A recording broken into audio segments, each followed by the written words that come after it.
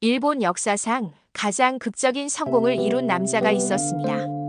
농민 출신에서 천하인이 된 도요토미 히데요시.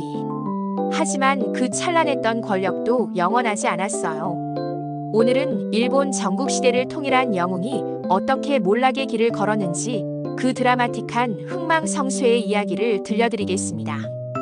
권력의 정점에서 추락한 한 남자의 마지막 순간들을 함께 보시죠.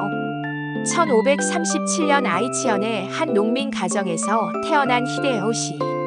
본명은 키노시타 토키치로였어요. 그는 어린 시절부터 남다른 야망을 품고 있었습니다. 농민 신분으로는 절대 오를 수 없는 높은 곳을 바라보며 자랐죠. 16세에 집을 떠나 오다 노부나가의 휘하로 들어간 히데요시는 천부적인 재능을 발휘했습니다. 전투에서는 용맹함을, 외교에서는 교묘함을, 내정에서는 뛰어난 행정력을 보여줬어요. 노부나가는 이 작은 체구의 청년을 원숭이라고 부르며 아꼈습니다. 1582년 운명의 해가 찾아왔어요.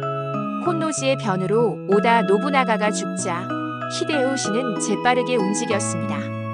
주군의 원수인 아케치 미치히데를 신속하게 제거하고 노부나가의 후계 구도에서 주도권을 잡았어요. 이때부터 그의 진짜 야망이 시작된 거죠. 1590년 히데요시는 마침내 일본 전국을 통일했습니다. 농민에서 천하인이 된 전무후무한 성공 스토리였어요. 오사카성을 건설하고 전국의 검지와 도량형 통일을 실시하며 근세 일본의 기틀을 마련했습니다. 하지만 권력의 정점에 오른 히데요시에게는 치명적인 약점이 있었어요. 바로 후계자 문제였습니다. 50세가 넘도록 아들이 없던 그에게 1593년 늦둥이 아들 히데요리가 태어났어요. 히데요시는 이 아들에게 모든 것을 물려주고 싶어 했습니다. 문제는 히데요리가 태어났을 때 히데요시가 이미 57세였다는 점이에요. 아들이 성인이 될 때까지 자신이 살아있을 가능성이 낮다는 걸 알고 있었죠. 이 불안감이 히데요시를 잘못된 길로 이끌었습니다. 1592년 히데요시는 조선 침입을 결정했어요.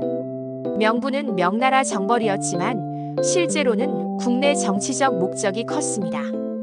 전국 통일 후 할 일이 없어진 무사들에게 새로운 활로를 제공하고 자신의 권위를 더욱 공고히 하려는 계산이었어요. 하지만 조선 침입은 재앙이었습니다. 조선 백성들의 격렬한 저항, 의병활동, 그리고 이순신의 활약으로 일본군은 고전을 면치 못했어요. 명군까지 개입하면서 전쟁은 장기화되었습니다. 7년간 계속된 조선 침입은 일본에게 엄청난 부담이었어요. 막대한 전쟁 비용으로 국가 재정이 악화되었고 수많은 무사들이 목숨을 잃었습니다. 특히 히데요시의 측근들 중 상당수가 조선에서 전사했어요. 더 큰 문제는 히데요시 자신의 변화였습니다. 나이가 들면서 점점 의심이 많아지고 포악해졌어요. 1595년에는 자신의 양자이자 후계자로 여겨졌던 히데치구를 반역 혐의로 처형했습니다. 히데치구의 가족들까지 모두 죽였죠. 이 사건은 도요토미 가문에 큰 상처를 남겼어요.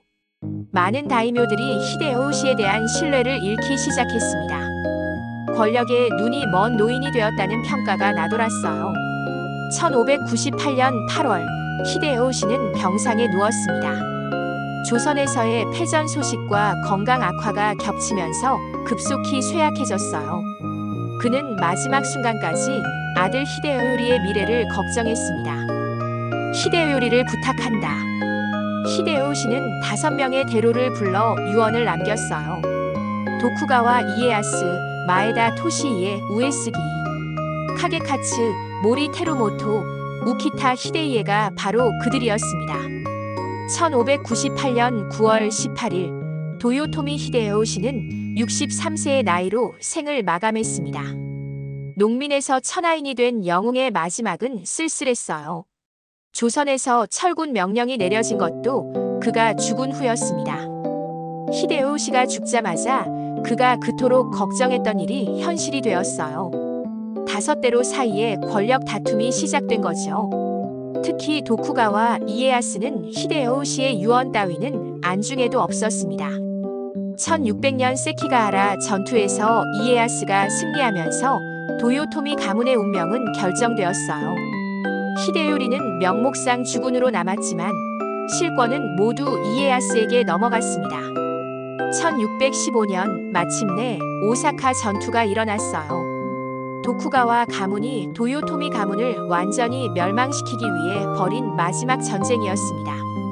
히데요시가 그토록 사랑했던 아들 히데요리는 어머니 요도 도노와 함께 오사카성에서 자결했어요. 이로써 도요토미 가문은 완전히 멸족되었습니다. 히데요시가 평생에 걸쳐 쌓아올린 모든 것이 그의 죽음 후 불과 17년 만에 사라진 거죠. 히데요시의 몰락 원인을 분석해보면 몇 가지로 정리할 수 있어요. 첫 번째는 후계 구조의 취약성이었습니다. 너무 늦은 나이에 얻은 아들에게 모든 것을 맡기려다 보니 권력 이양이 제대로 이루어지지 못했어요. 두 번째는 무리한 대외 정책입니다. 조선 침입으로 국력을 소모하고 많은 측근들을 잃으면서 도요토미 가문의 기반이 약해졌어요. 세 번째는 말년의 잘못된 판단들이었습니다. 히데츠구 처형 사건처럼 의심과 공포로 인한 실정이 반복되었죠. 네 번째는 도쿠가와 이에야스를 견제하지 못한 점입니다. 이에야스의 야망을 간과하고 그에게 너무 많은 권한을 준 것이 치명적이었어요. 히데요시의 이야기는 권력의 무상함을 보여주는 대표적인 사례입니다. 아무리 높은 곳에 올라도 영원한 권력은 없다는 교훈을 남겼어요. 특히 후계자 문제와 권력 승계의 중요성을 일깨워주는 역사적 사건이죠. 오늘날에도 기업이나 정치 세계에서 비슷한 일들이 반복되고 있어요. 창업자가 물러날 때의 승계 문제, 무리한 확장으로 인한 기업의 몰락 등 히데요시의 사례에서 배울 점이 많습니다. 역사는 반복된다고 하죠. 도요토미 히데요시의 흥망성쇠 이야기에서 우리가 얻을 수 있는 지혜는 무엇일까요? 구독과 좋아요 부탁드려요.